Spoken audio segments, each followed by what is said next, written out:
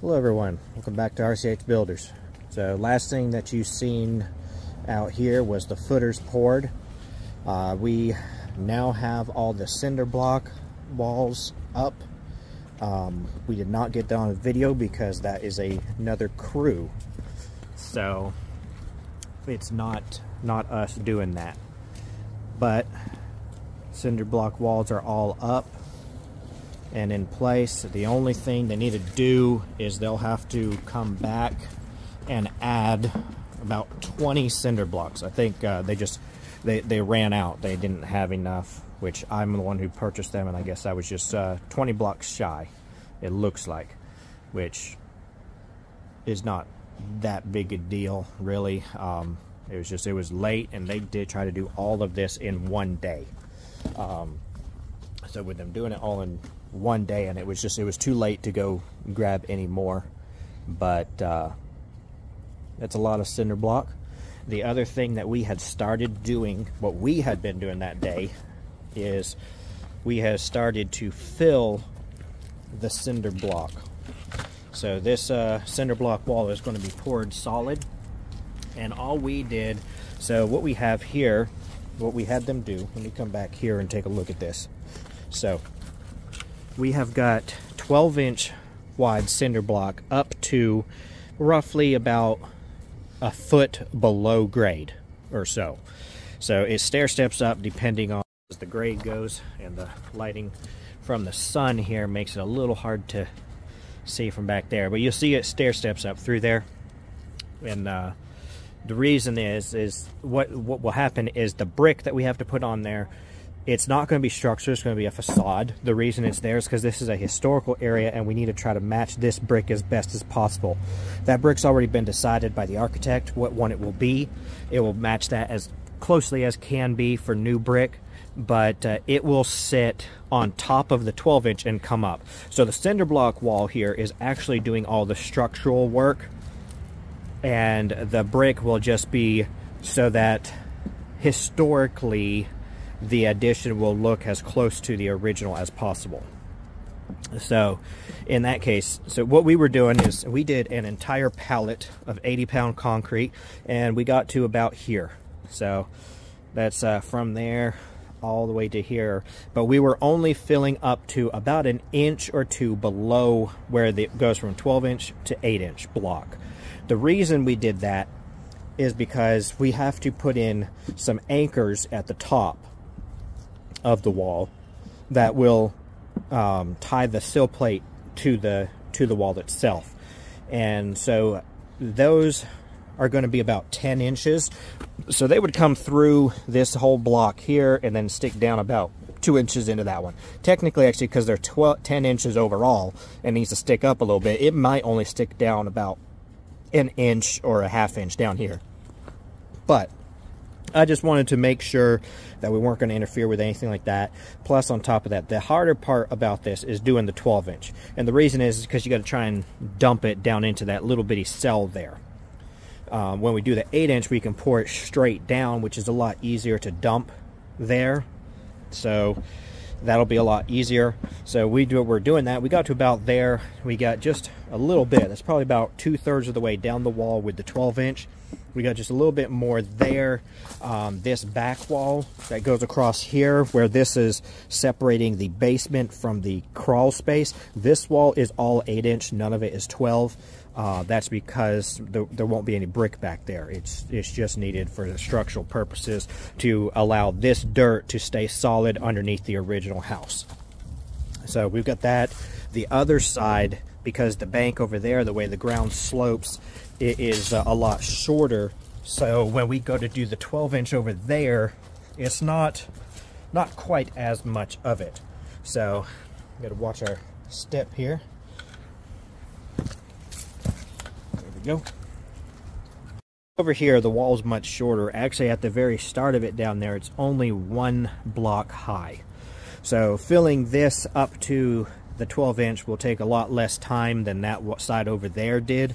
And once we do that, then we'll start doing the tops and putting in the anchors, which I have those anchors, and we'll of course show y'all how we anchor those in. But for now, we're getting concrete and water buckets and getting ready to start mixing and pouring. So we'll get a little bit of that on video for y'all to see, and then some of where we're putting in the anchors and all that, just as far as what it is exactly that gets done to anchor all this stuff together. So inside here, you can see this slab. It looks pretty even. The guys who did the brick, I guess they thought they were doing us a favor, and they filled this trench with the leftover scrap pieces of block from where they had to cut notches. But we're gonna have to move all of that, because that trench is where the plumbing drain comes across, and we need to connect to it down below and dig all the way across until the bathroom, which is going to be, the toilet's probably going to be roughly somewhere right around here, give or take. We'll actually have to measure that off and figure it out and get that in there. But with that being the case, all that cinder blocks pieces are going to be in the way. Them doing it around the edges here, that's fine. It's going to be filled with stone about 2 inches above it, and just cinder block is, you know, will help fill that. It's not a big deal.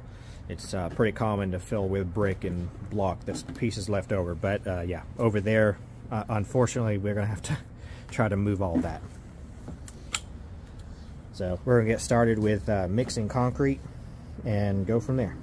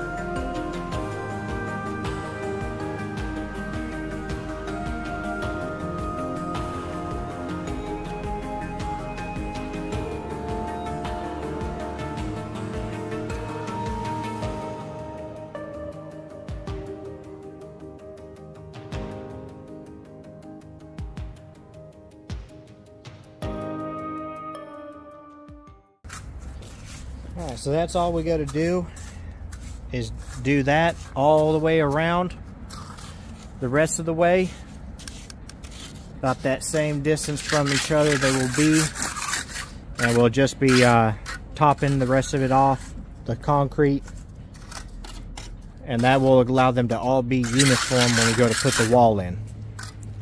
So once we finish with that, we'll just have to let this set up for a few days, and then once it it's set up, we will be able to start the wall framing on top. But more importantly than that, we'll be able to start sealing all this block from the outside so that we can make it waterproof. So once it's been waterproofed, we'll then be able to put in some gravel, some drainage pipe to help make sure the water never gets through it. But once that's done, we'll be good to go. Hope y'all enjoyed watching today. Our next one on this should be probably of us waterproofing everything. We've got just a little bit more on the concrete to do as far as those extra footers that we had, which we will be doing the forms for those right after we waterproof the outside so that the concrete can seal in between them. It'll also allow a little bit of a gap right there so that if any water gets stuck in the crawl space, there's a minor area where it can kind of leak out this way rather than getting into the basement. So it'll all help seal it along with that drainage pipe and everything. We'll be doing the sealing of it and the drainage pipe and then pouring those footers. With it only being the two of them, we may do that by hand again as well. But once that's done, this job should be able to start moving forward pretty quickly. So, hope y'all enjoyed watching. We'll see you next time.